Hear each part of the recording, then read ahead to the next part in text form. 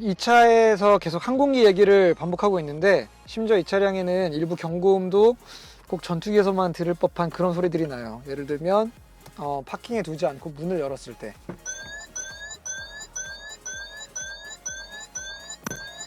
네, 흡사 미사일을 맞고 추락하는 전투기에서 들리는 것 같은 그런 경고음이 나기도 하죠. 그 외에 실제 또 주행 중에 굉장히 여러 가지 그 상황에 맞는 다른 경고음이 입력이 되어 있어서 사실 이런 것도 다른 차에서는 경험하기 힘든 그런 좀 특별함이죠. 그래서 아마 시트로행을 타는 이 DS5를 타는 오너들에게 그때그때마다 굉장히 특별한 차를 타고 있다라는 거를 시시각각 느끼게 해주는 그런 요소들이 들어가 있습니다. 그러니까 사실 이 차는 스펙으로 어필하는 차량이라기보다는 이런 감성적인 포인트들로 오너들을 만족시켜주는 그런 차량인 것 같아요. 자, 그러면 본격적으로 주행을 시작해 보도록 하겠습니다.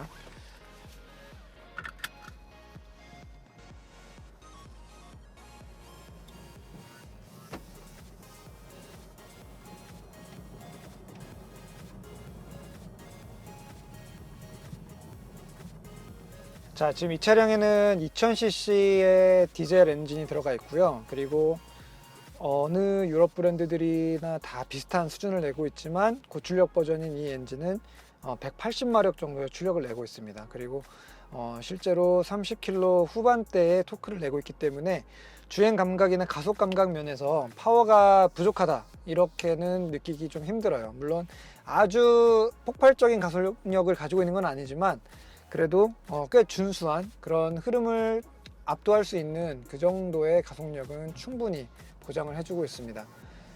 다행히 그 푸조 시트로엔 그룹에서 좀 많은 원성을 샀었던 싱글 클러치 기반의 MTA 기어박스는 들어가지 않았고요.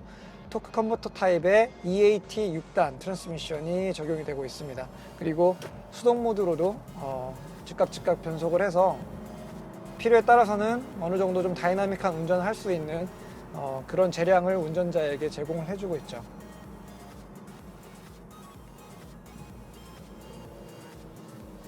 의외로 이 다운시프팅 반응도 빠른 편입니다. 그래서 물론 뭐 이 플래그십 모델을 가지고 뭐 얼마나 기어 레버를 수동으로 변속할 일이 있겠습니까만은 한 번씩 충분히 재미있게 운전할 수 있는 데에는 부족함이 없어 보입니다. 자, 그리고 또 한 가지 의외의 반응은요, 이 프랑스 차량들이 보통 하체 세팅이 독일 차에 비교했을 때 좀 많이 부드러운 편이거든요.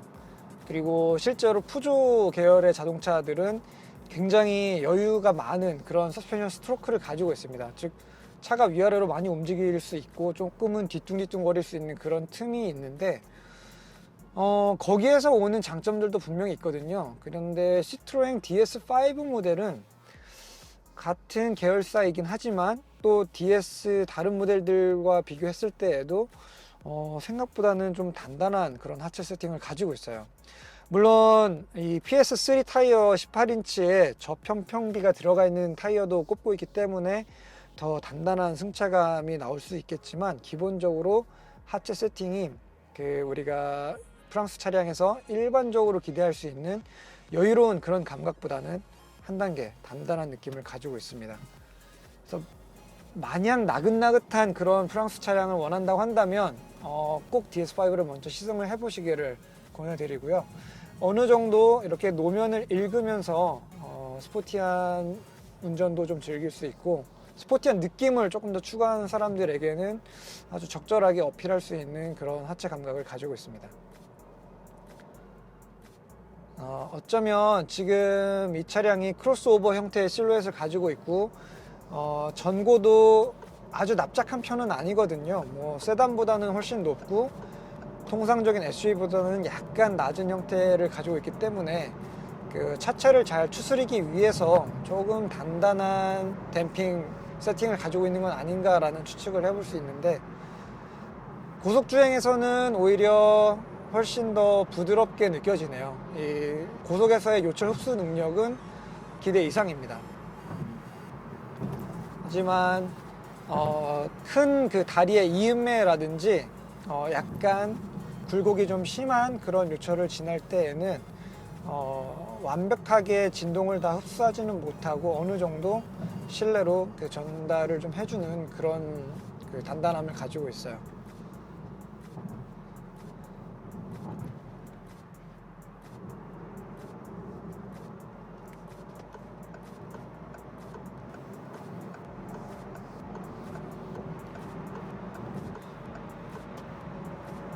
6단 변속기의 반응은 이 배기량에 굉장히 최적화되어 있는 것으로 보여집니다. 그래서 어느 속도 영역대에서든 추월 가속을 원할 때 그렇게 답답하지 않은, 나름 시원하게 이렇게 쭉 추월 가속을 유지해주는 능력을 가지고 있고요.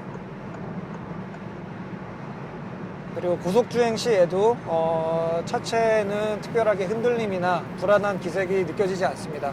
다만 덩치 때문에 외부에서 들어오는 약간의 풍절음이 강해진다라는 것만 빼고는 DS한테 기대할 수 있는 그런 수준의 이 고속 주행 능력을 가지고 있네요.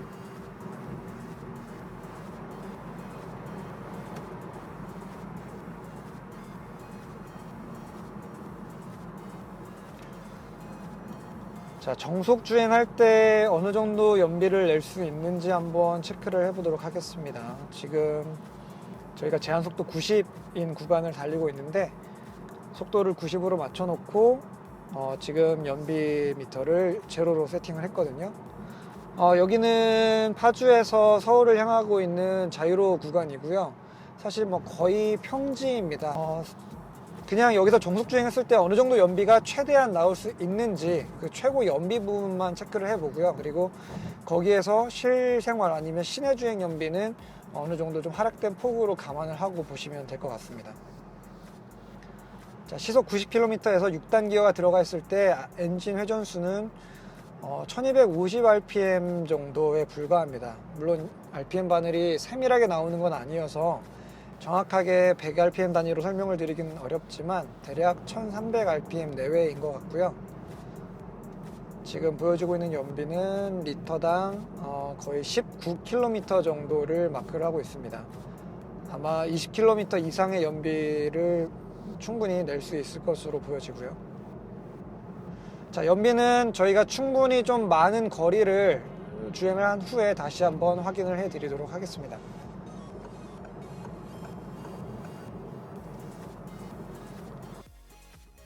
자, 지금 연비 미터를 리셋한 후에 약 7km 이상을 주행을 해왔는데요. 계속 속도는 90에서 95km 정도를 유지를 했습니다. 그리고 트림미터 상으로 나타나는 연비는 리터당 20.8, 거의 뭐 21km 근처에서 왔다 갔다 하고 있네요. 그렇죠?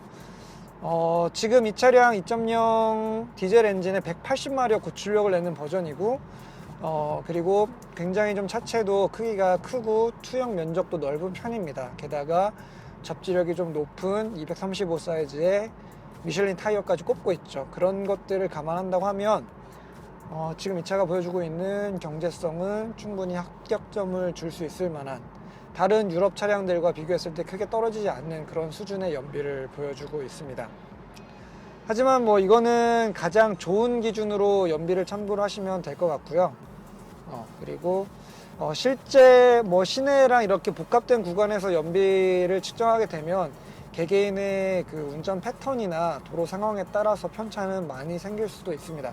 이 차량의 복합 연비는 리터당 13.5 정도를 기록하고 있습니다. 그러니까 시내에서 막히는 구간에 탄다고 하면 아마 연비는 10km 내외까지도 떨어질 수 있다는 얘기가 될 거고요. 이렇게 정속 주행으로 굉장히 좋은 조건으로만 탄다고 하면 21km 이상의 연비도 볼 수 있다는 걸로 참고를 해주시면 되겠습니다. 자, 이 차는 정말 이것저것 굉장히 모든 게 좀 편하지 않아요.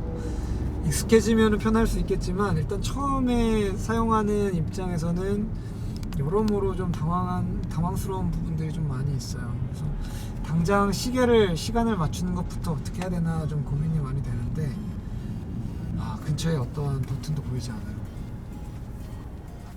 지금 이 차량의 오디오에는 한국형 내비게이션이 국내에 들어와서 다시 후작업 형태로 따로 이렇게 입혀져 있는 그런 그 방식인데요. 내비게이션은 국내 버전이 들어갔기 때문에 사용 편의성 면에서 내비게이션 기능만으로 놓고 봤을 때는 아주 우수합니다. 아주 우리가 익숙한 시스템을 쉽게 터치 몇 번으로 쓸 수 있는 그런 시스템인데, 문제는 이 DS5가 원래 가지고 있었던 오디오 인터페이스랑 호환되는 부분이 약간 좀 녹익지 않았어요. 그래서 내비게이션을 쓰다가 다시 라디오 화면으로 돌아가야 될 때 이런 부분들에서 약간 미흡한 처리들이 보입니다. 다른 음원으로 넘어가는 방법이라든지 화면 전환 부분에 있어서 이렇게 어색하게 화면이 좀 레이아웃 오버랩이 되는 그런 부분들이 좀 있어요. 심지어 지금은 나오지도 않네요.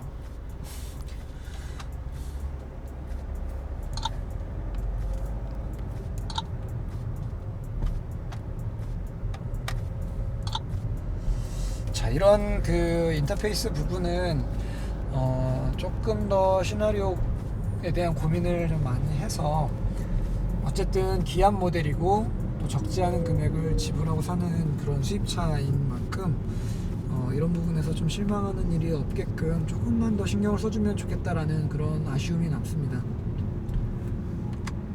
안 그래도 뭔가 이 버튼들이나 조작 방법들이 좀 생경한 부분들이 있는데, 거기에 실제 작동하는 부분들까지도 원활하지 않으니까 약간 시스템을 쓰면서 이거 뭐지? 라는 생각들도 지울 수가 없어요.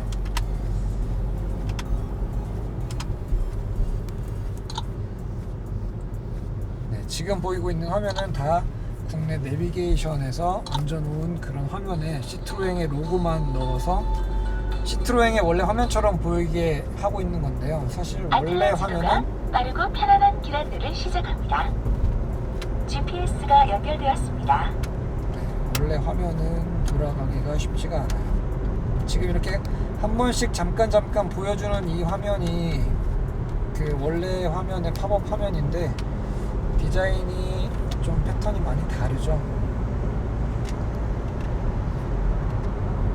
어쨌든 약간 아쉬움이 남습니다. 이동식 단속 구간입니다. 자, 오늘 DS5 만나서 주행도 해보고 연비 측정도 해보고 또 다양한 디자인 디테일들도 한번 살펴봤습니다. 지금 이 차량은 마사지 시트가 운전석에 제공이 되고 있어요. 그래서 주행 중에 그 기능을 켜면 이 장거리 운행 시에도 이렇게 몸의 피로를 적당히 풀어주면서 또 즐길 수 있는, 이 급의 차량에서는 사실 좀 만나보기 힘든 그런 고급 장비까지 갖춰져 있습니다. 그래서 흡사 느낌은 전투기의 조종석에 앉아서 이 퍼스트 클래스의 의자에 앉아가지고 운전하는 것 같은 그런 느낌이다 라고 정리해 볼 수 있을 것 같아요. 여러분들이 만약 정말 그 다른 어떤 브랜드와도 차별되고 뚜렷하게 여러분들 개성을 드러낼 수 있는 나만의 차를 원한다, 그렇게 생각하신다고 한다면 이 DS5의 금액을 지불하고도 그에 상응하는 충분한 매력을 찾을 수 있을 거라고 생각합니다. 지금까지 모빌리스타에서 DS5와 함께 했습니다.